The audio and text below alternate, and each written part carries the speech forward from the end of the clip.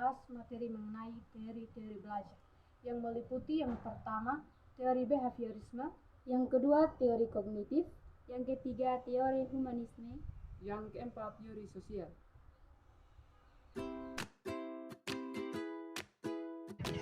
Jadi baik, di sini saya akan membahas tentang teori belajar behaviorisme.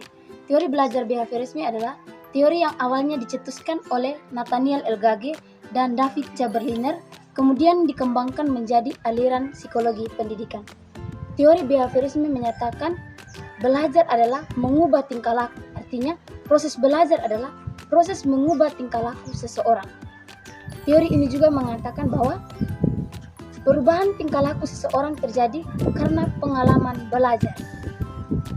Dalam perkembangannya, teori ini menjadi pengaruh terhadap tujuan peningkatan teori belajar dan praktik dalam dunia pendidikan dan pembelajaran.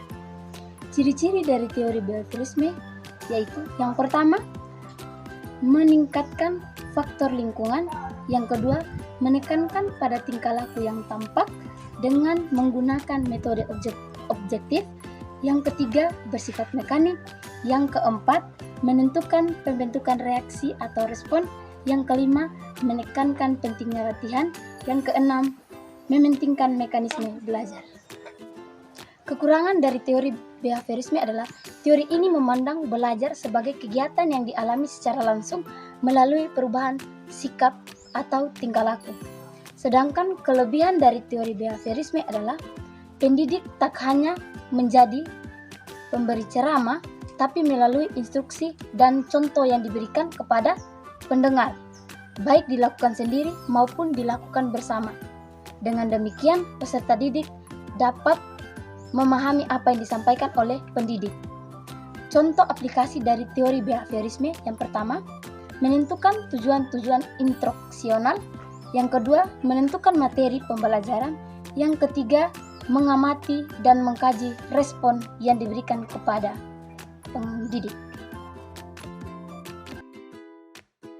Di sini saya akan membahas tentang teori belajar kognitif. Teori belajar kognitif adalah teori belajar biasa, perkembangan psikologi yang terpengaruh terhadap perkembangan konsep kecerdasan. Teori kognitif berbicara tentang manusia membangun kemampuan kognitifnya dengan motivasi yang dilakukan oleh diri sendiri terhadap lingkungan.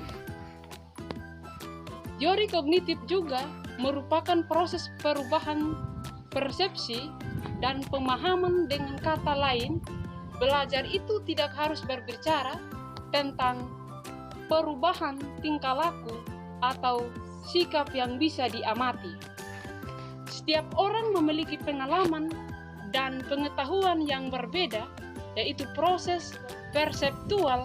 Kekurangan teori belajar kognitif yaitu selalu menganggap semua peserta didik itu mempunyai kemampuan daya ingat yang sama dan tidak membeda-bedakan, dan kelebihannya yaitu menjadikan siswa lebih kreatif dan mandiri, membantu siswa memahami bahan belajar secara lebih mudah. Di sini saya membahas tentang teori humanisme.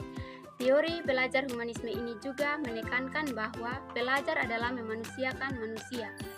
Maksudnya adalah menghargai segala yang ada pada manusia.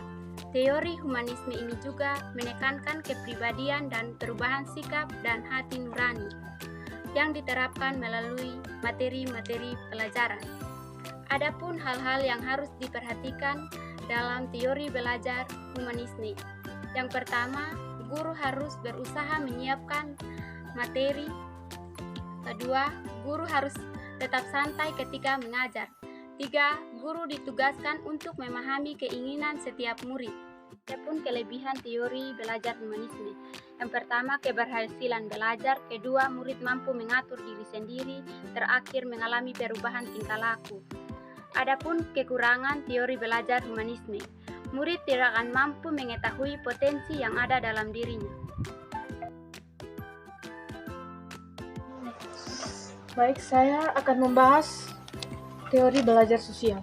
Teori belajar sosial dikenalkan oleh Albert Bandura, yang mana konsep dari teori ini menekankan pada komponen kognitif dari pikiran, pemahaman, dan evaluasi. Benar yang dikatakan Bandura bahwa orang belajar melalui pengalaman maupun pengamatan.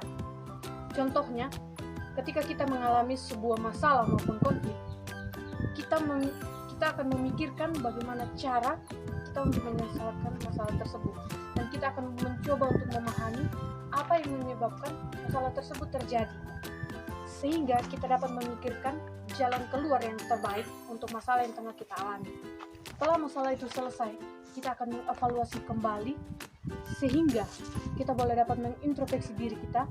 Kekurangan dari teori ini yaitu jika manusia belajar atau membentuk tingkah lakunya dengan hanya melalui peniruan, sudah pasti terdapat sebagian individu yang menggunakan teknik peniruan ini juga akan meniru tingkah laku yang negatif, termasuk perlakuan yang tidak diterima dalam suatu masyarakat.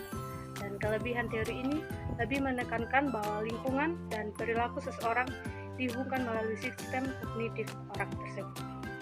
Sekian dari hasil pembahasan kami tentang teori-teori belajar. Terima kasih.